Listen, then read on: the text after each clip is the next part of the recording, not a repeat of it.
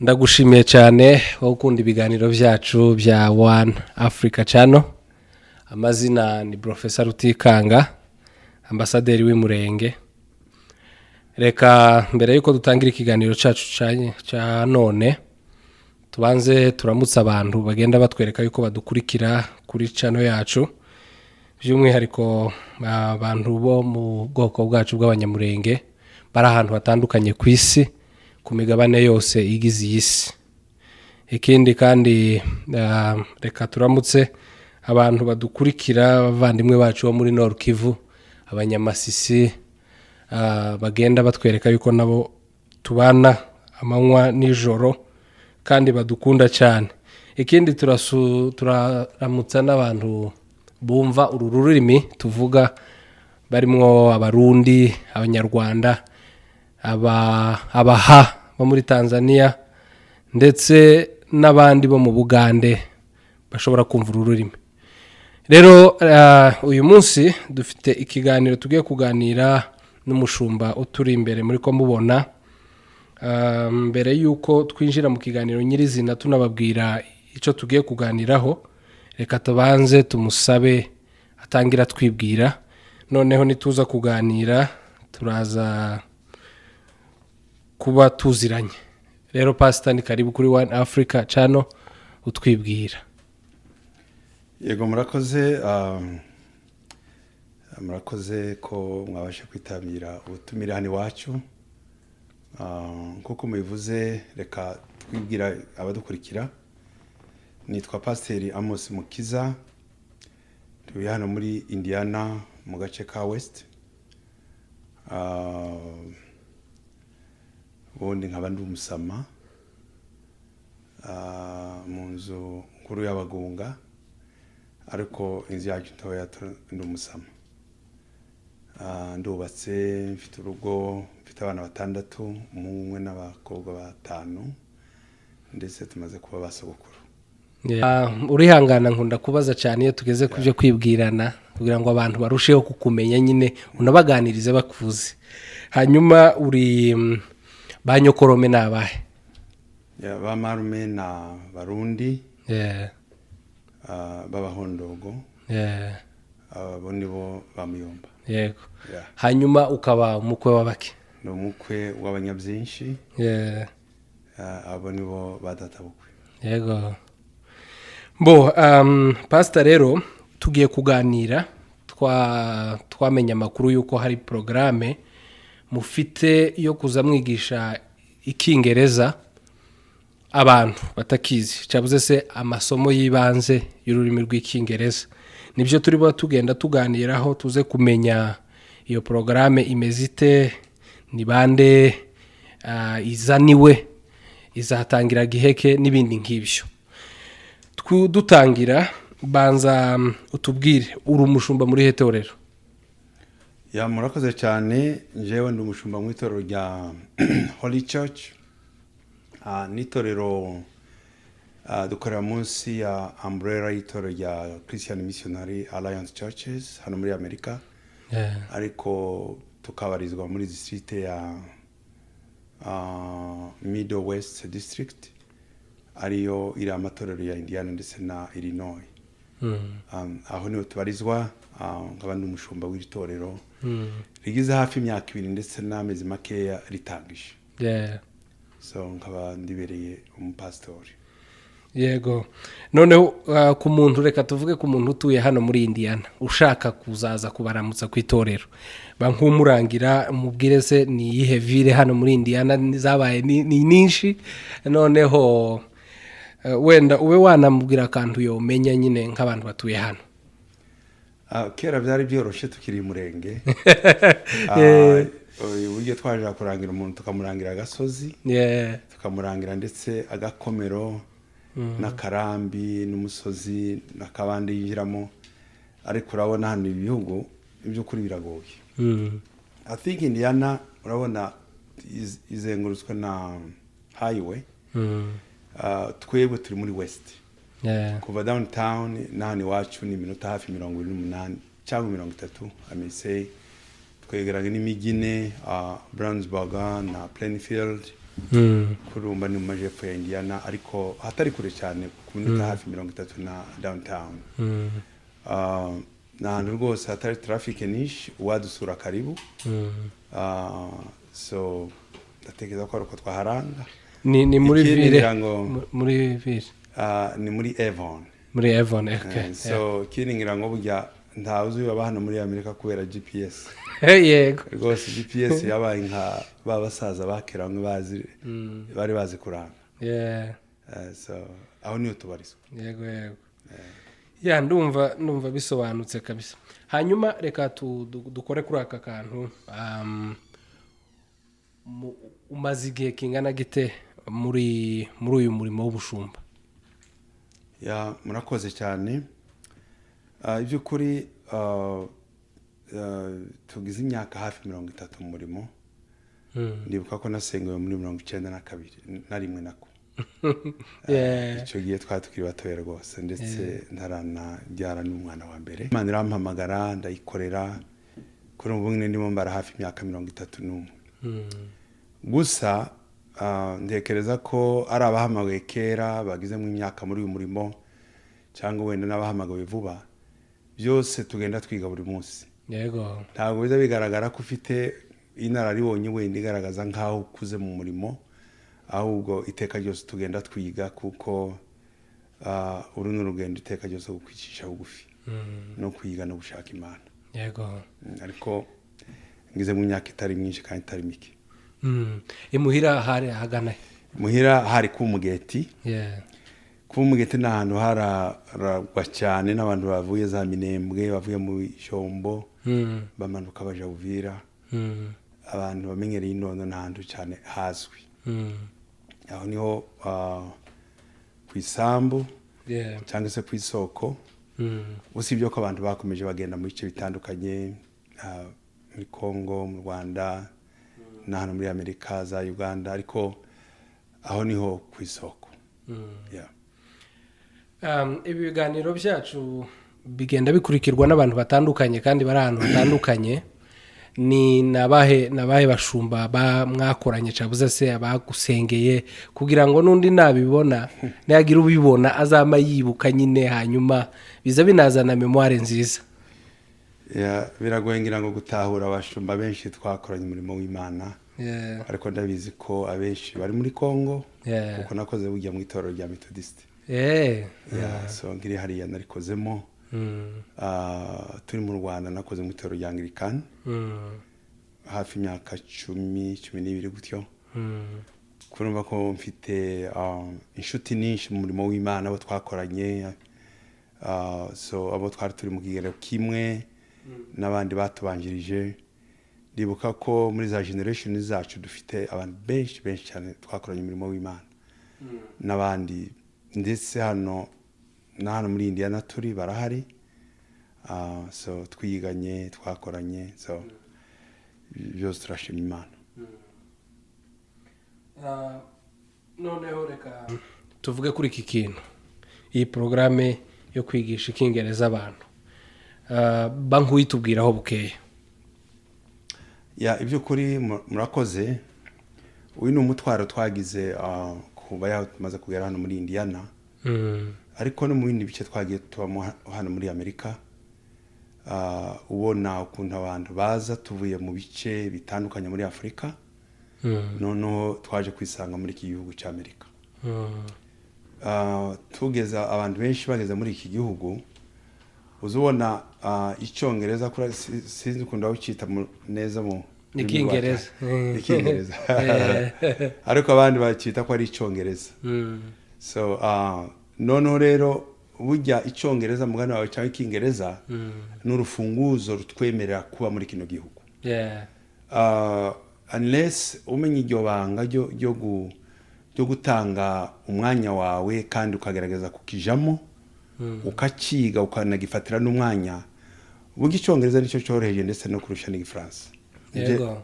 Njyewe niko nshobora kubivuga vraiment. Kubera kuko abantu barakiga bakoze kandi bakakimenya.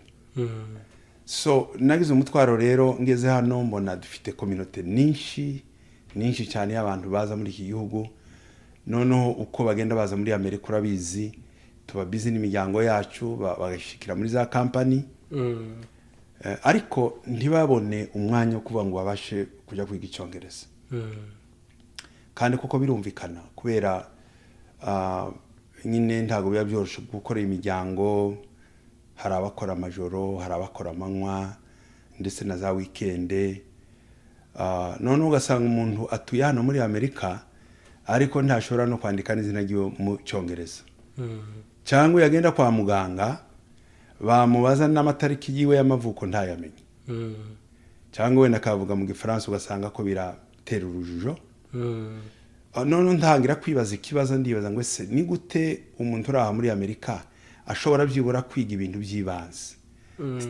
wenda waminuza akajya muri za universite cyangwa no muri za colleges ibyo byo rwose ni amahirwe akomeye ariko kandi abantu bacu bakiga icyongereza cy'ibanze byibura bikaba byabafasha kugira ngo babashe guhangana n'ubuzima bw'ibanze hano muri Amerika cyane cyane ibijana n'icyongereza nagize uwo mutwaro mbitekerezaho ndabisengera Imana mbisenze Imana rwose inereka kino kintu cyuko twategura icyongereza kiri kuri nivo yo hasi abantu bagatanga umwanya wabo bakaciga bakakijamo none tukareba ko batera mu intambwe niyo mpamvu rero twatekereje kuri programme twise ngo ni community empowerment center iyo ni programme izaba iri munsi ya Holy Church noneho ikazakora ibyo bintu nyine byo kwigisha abantu byo guhugura abantu kugira ngo babashe kumenya neza icyongereza okay noneho ni ndabaza reka tugende gutyo kugira ngo tuze kugira ikintu dukuramo n'abantu baze kubyumva neza iki gikorwa cyo kwiga ikingereza ni nabahe bantu musa naho mukeneye cyabuze reka nkoresha ikingereza target nabahe bantu muhaye mutagetinga ko bakwiriye kuza kwiga iki kingereza ni hari imyaka runaka cyabuze buri muntu wese icyo kibazo ni cyiza ngira ngo hari wenda byanadufasha gusobanurira abadukurikirana I think ntekereza ko buri muntu wese wifuza kwiga icyongereza tuzamwegereza tuzamwakira ntabwo tuzareba imyaka ntabwo tuzareba wenda n'ahantu aturuka kuko urabizi hano muri Amerika ndibemera ikintu cya discrimination cyangwa cy'ivangura wenda ngo uyu avahe ariko twebwe urumva ni programme twateguriye abantu bose abantu bakuze turabakiriye abantu b'abasore bashaka kwiga wenda iby'ibanze turabakiriye so nkumva rero iby'ukuri ni abantu bose tutavanguye tuzi ko dufite abantu bari mu nsengero zacu z'abantu bavuye muri Afurika hano zirahari hano hari community z'abakongomani ninshi hari community z'abanyarwanda ndetse hari community z'abarundi n'abandi benshi bagiye batandukana bifuza kwiga icyongereza abo bose turabakiriye ni ukuvuga ngo ni igikorwa cya community ntabwo ari igikorwa cy'itorero ryacu nubwo wenda cyatekerejwe n'itorero ryacu ariko iyi programme y'icyongereza ni buri wese arayemerewe kujamo ndumva ari ikintu cyiza rwose urumva cyatagetingaga community yacu y'abanyamurenge ariko n'abandi bose bahawe ikaze n'umuspanish kumufana bikeneye yose umuntu wese ukeneye kwiga icyongereza wese muzamwakira ni sawa kabisa hanyuma rero iki gikorwa ndumva ni igikorwa cyiza abazigisha abana funzi ni bande uravuga abarimu abarimu rero ni nabyo byadufasha imbaraga nyinshi kubera ko iyi porogaramu yo kuri ntabwo iri design nka academic program ahubwo ni porogaramu ntekereza ko iri hasi kuko ntabwo ari formal program bivuga ko wenda ntabwo iri design nk'amashuri afite wenda ibintu bisabwa na leta n'ibindi gusa ikintu cyiza cyayo wenda nuko nabyo simbutse cyane mbyihutiraho nibyo tuzigisha dushobora kubigarukaho nyuma. Abarimu dufite abavolontaire bahagije, ubu nkubwire dufite abarimu hagati ya 6 na 7. Urumva rero ndetse hafi 8. Ntabwo turakonfirminga neza abandi. Abo ni abantu bitanze bava mu nsengero zitandukanye kandi bashaka gukora kino gikorwa nk'ubuvolontaire. Donc nabakorera bushake dufitemo abarimu baretayarinze bigishaga ku bigo by'amashuri bya high school ndetse n'amashuri ya primaire. Abo bose tusharinze kino kibazo tukiganiriyeho bavuze ko rwose bitanze kudufasha. Numva abo barimu naho twabakuye bazadufasha kandi dufitemo umwe uyoboye iyi programme. Okay, noneho reka turebe aya masomo kuko ku mufano njewe ndashobora kuba nzi wenda kuvuga izina ryanje. Uwacu hano akaza byibura azi we no kwaka n'ibyo kurya. Urumva we ari nko hejuru yanje buke. Muzaba mufite masomo angahe bizaba bitaniye? Think muri vision yacu icyo duteganya nuko Imana rwose ni bidufashirizamo kandi twizera yuko kwizabikora. Ni programme izagira niveau uko tuzagenda twigisha tuzagenda tuzamuka muri za levels zitandukanye. Duteganije ko tuzagira ama level 5. Ariko ubu dutangira ubu ko turatekereza ko twashiraho levels 2. Rero urumva tuzashiraho tuzatangiza na level yo nakwita ko ari basics. Just yo hasi icyongereza cyo hasi. Sinzero nacita wenda muri rwacu. Ariko nitangira se. Ntawe ari ikibura mwaka ariko niba abantu batazi rwose ururimi. Kurumva batanga bazabigisha n'ibyo hasi byibanze bitangira. Noneho level ya 2 nayo izaba ari level y'abantu batangiye gusoma ndetse no kwandika. I'm sorry, yo ni level ya mbere. Donc tuzatangira level ya basics na level 1. Kurumva ko bitandukanye ubukeya ku bantu nyine batangirira nshobora kuvuga nko kubusa. Noneho nabandi baziho icyongereza gikeya bagakomereza kuri level ya mbere. Abo ngabo ba level ya mbere umva babigisha kwandika, babigisha gusoma, babigisha guspellinga, babigisha ndetse no gutangira kukivuga. Urumva ko bigiye birutana ariko the basics iyo nyine iri hasi, so ni gitangiza.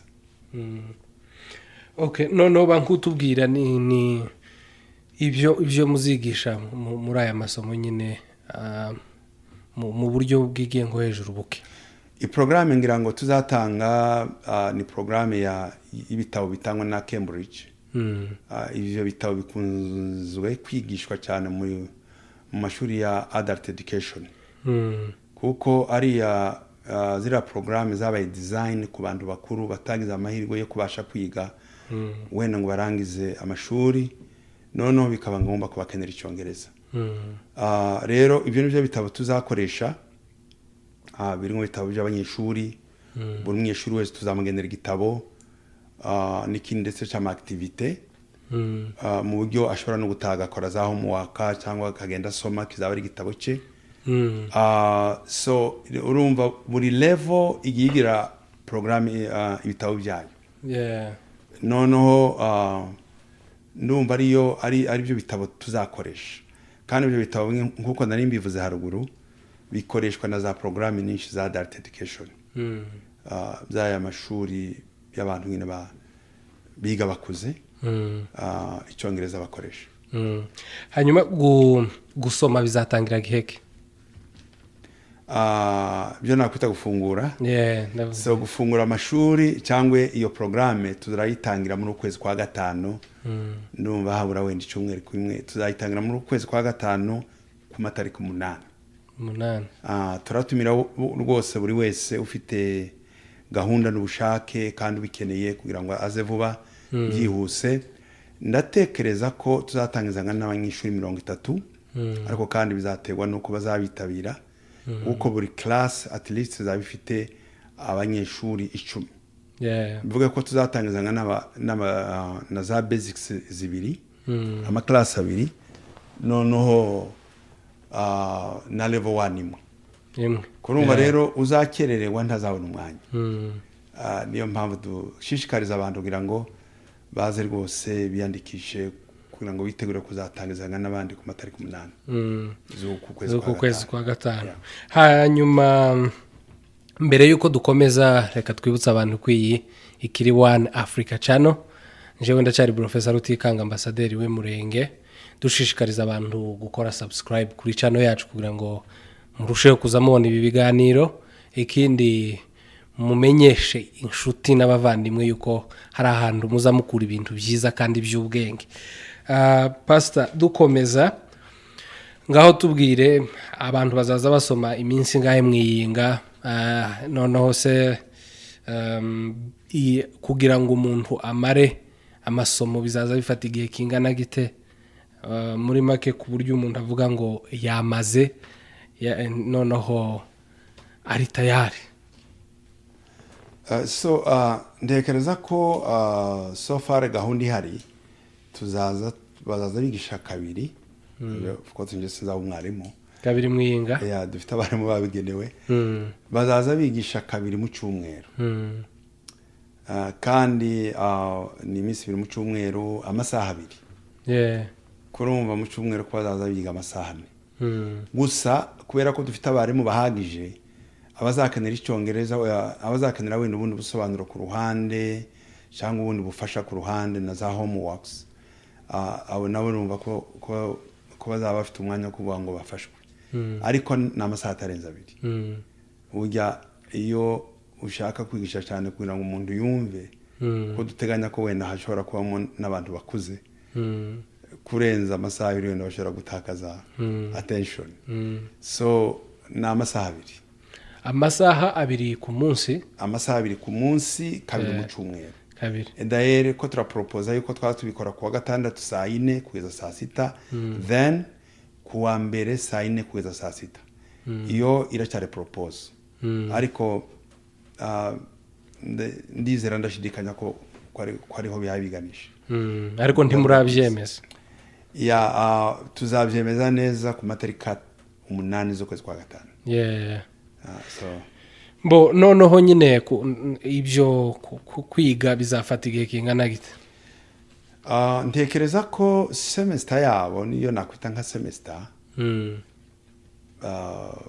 ntekereza ko semester isanzwe y'amashuri academique we nishobora kubirenze amezi 2, ariko at least muri initial iyi programme dutangiye ya pilot, dushobora kuzagerageza wenda nk'amezi 2 n'igice wenda, so nk'amezi 2 wenda cyangwa amezi 2 n'igice, noneho turebe impact bitanze muri community, noneho kugira ngo babashe kudesigninga barebe niba bagendera kuri programme za leta cyangwa niba bashobora gukora ikindi kintu wenda gishaka gusa nabyo. Hanyuma umwana afunze umaze amasomo azahabwa iki? I think inyungu zirimo aho ntekereje ko ushatse kubaza ku nyungu. Ku nyungu cyabuze ikigaragaza nyine ko yasomye wenda. Abazarangiza of course ni barangiza tuzabaheza ama diplome. Ariyo certificate. Kandi bikomeye cyane ya ESL. So icyo twatinzeho cyane dutekereza iki kintu, twatinze ku nyungu abantu bazakuramo. Wenda ntekereza ko birenze na certificate. Inyungu ya mbere ni reka ngerageza gutekereza iby'Imana yadushize ku mutima kugira ngo tubashe kugira akamaro community yacu. Ijambo rya mbere ndagaruka mu miryango ifite ababyeyi bafite abana ariko ababyeyi batavuga icyongereza. Noneho uri mu gusanga ari gap nini cyane hagati y'abana babo ndetse n'ababyeyi babo. Noneho hakongera kandi kuba ikindi kibazo hagati y'ababyeyi n'abarimu babo, kurumva ndi communicating. kujya umwana wenda nk'umwarimu recommending ati umwana ni mukoresha homework ni mukurikirane ni mufashe ni mwegere ndakora ari ama homework n'ibindi kuno nda communication yari hagati y'umuvyeyi n'umwana sorry n'umwarimu kubera iki kubera yuko umuvyeyi ari limited ni na communication ico ni kimwe natekereje cyagirira cyane abavyeyi bafite abana bigisha abana ku mashuri ariko wenda akabataza ururimi kurumva ko atavugana n'abarimu cyangwa wenda n'ibyo abarimu banditse bahereza umwana ngo ashire se cyangwa mama we abavyeyi ntibabisome ico twagitinzaho cyane tugitekereza kindi kintu twatekereje ni nutuza abantu bakora imirimo abantu bakora bona aho dukorera hose hano muri iki gihugu akazi ukora akariko kose bagusaba icyongereza uvuga icyongereza twirirwa mu byongereza tuvuga icyongereza ndatekereza ko tunakirota ngira ngo yego rero aho umuntu agenda ku kazi bashobora kumubaza n'umwaka we w'amavuko ntawumenye amazina yiwe ntayamenye bamaze gusperinga ndabimenye so ukabona ni kibazo yego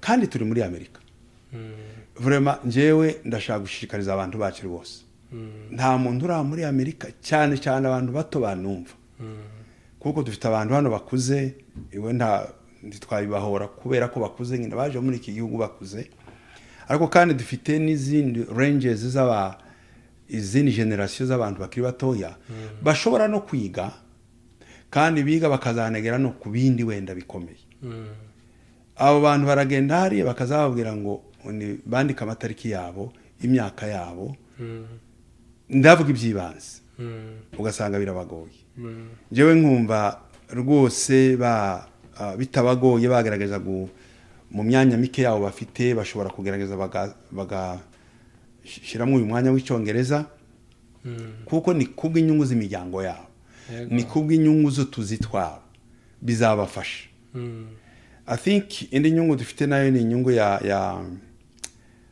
urabona iki kibazo cy'ubwene gihugu nacyo kirakomeye uzuba hano muri Amerika wagira imyaka 5 warabonye ibyangombwa cyangwa wenda uko waje kose na statut ufite mu myaka 5 ugomba gukora ubwene gihugu rero abantu benshi baza bagenda bakererwa gusaba ubwene gihugu bitewe nuko batari ready batiteguye gukora kiriya kizamini ariko byibura ni ugenda hariya bakakwigisha icyongereza uzaba ufite ubushobozi bwo gukora kiriya kizamini cy'ubwene gihugu kiriya kizamini kiroroheje cyane ariko ntiwagitsinda udafite notion byibura the base ntoya y'icyongereza kurumva ko hazamwe iby'abana by'amashuri hazamo na communication isanzwe mu buzima busanzwe newe n'abantu baje muri za restaurant cyangwa wenda ariho hose bari mu masoko nayo hose kuvuga ngo azasobanura kandi ashaka uzubona y'umuvumo so iby'amashuri iby'utuzi ibya immigration abapolisi bahagarika abantu just ashatse wenda no kumaza gusakanda gatoya ariko ugasanga umuntu uko arajuguma bitewe nuko just yamusabye wenda license agatanga ikindi gipapuro so kurumva rero ibyo ni ikindi twamurenganya nuko atumva neza I think hari imbogamizi nyinshi ku bantu batumva ururimi kandi nakangurira abantu kugira ngo iki gihugu twajemo Imana yatuzanye murumva tugomba kwifatira umwanya murakoze ikicete muzatanga hariya reka mbanze mbatinde no kijana nkacerekana cyo kwemerwa ahantu hose aho ntekeza ko ushatse kunjyana mu byo buri academic so iconzi nuko burya sinza bakera baba ngo kwiga ndi kuba mu mujango hajya icyo bishatse kuvuga ko iyo wizuba wize nubwo wenda itari diploma academique baguhereza cyangwa certificat academique ariko at least icyongereza bamenye barakimenye uragenda n'ubundi ukivugi kandi nayo no gusanga no muri iki gihugu ntago bazabatinda ku ma diplome cyane batinda kuri accent yawe no kwicommunicating so ibyo izuvuga no kuri ndumva ibyo tuzigisha we biri ku rwego wenda bitaragera muri niveau academique ariko unizere dufite abarimu beza dufite abarimu bakino gihugu ntekereza ko bazi ururimi cy'ingenzi no kumenya nicyo dushaka abantu ko bamenya kandi bihugura kandi nabyo bizaza by the way yego noneho reka tuvuge ku mwana afunze ukeneye kwiyandikisha kugira ngo asome ese hari amakuta agomba gutanga ikindi azaza agira se kuko urumva hari abarimu bazigira ubusa se cyangwa bazaza bishura ayo makuta yo gusoma so iyi program ni free ni nta mafaranga rwose dusaba abantu niko ntekereza kuko twarabiteguye nta abanyeshuri bazishura cyo ni kimwe cyo nzi ko wenda ariyo fees nkeya za administration care rwose ariko ntawe ari kuvuga ngo nutazifita ziga ariko icyo nta minervare dusaba kandi bazigira ubuntu icyo tubasaba gusa ni ukuza bakiga bakazira igihe kugira ngo bazige nyine kandi bibagira akamaro hanyuma iki gikorwa cyanyu kirashobora ni igikorwa kigisponsoringwa na kanisa ryanyu bwite ubushobozi buvamo buri kimwe cyose cyabuze mufite abandi bantu babatera inkunga iki gikorwa kiri sponsored cyangwa kiyobowe na Holy Church gusa twisiriya programme ko ari community empowerment center twizera ko hari n'ibindi bikorwa bizazira muri iyo programme so urumva biyobowe na Holy Church irani programme imwe gusa yazo so ubufasha butoya twabonye ni grants ntoya twakoze twarazibonye kandi tuzidedicatinga kuri ira programme so ariko n'itoro ryabikoze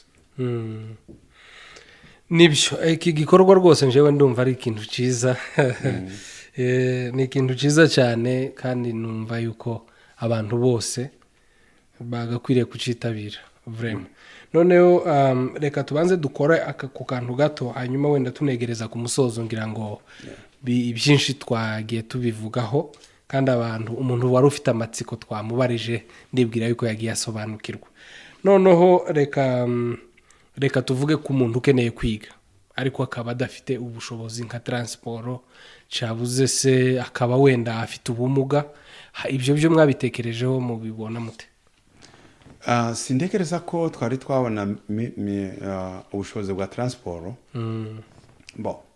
icyo twizera ni uko wenda abantu bafashe icyemezo cyo kwiga abantu bagenda bava mu turere dutandukanye sintekereza ko umuntu ukeneye kwiga ashobora gusaba ride akayibura ariko ntabwo twashizeho ubushobozi bwa transport ahubwo abantu bazakoresha ubushobozi bwabo kandi nawe n'udafite iyo modoka yegera uwundi kugira ngo muheze ride so ndumva turagera aho wenda tuzahagera birashoboka naho ngira ngo nicyo cyerekezo nuko abantu bazaza nyine bitwaye bakagera ku ishuri pastor rero reka turangize ikiganiro kuko burya ngo akaryoshye ntigahera mu itama ariko turangiza tuguhereza umwanya wongere kandi utanga ubutumwa ushishikariza abantu kandi ndetse natwe One Africa Channel twifatanyije nawe kugira ngo dushishikarize abantu kugira ngo bamenye bige bino bintu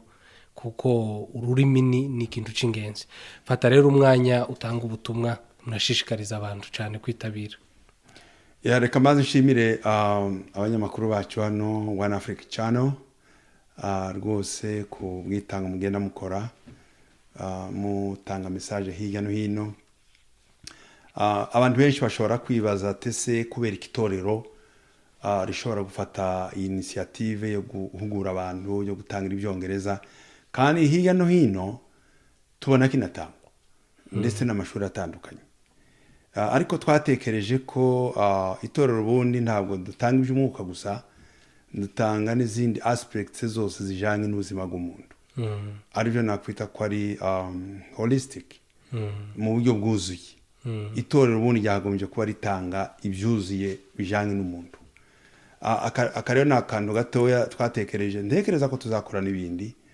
nk'uko bene data nabo benshi bazakora n'ibindi natwe tukabyitabira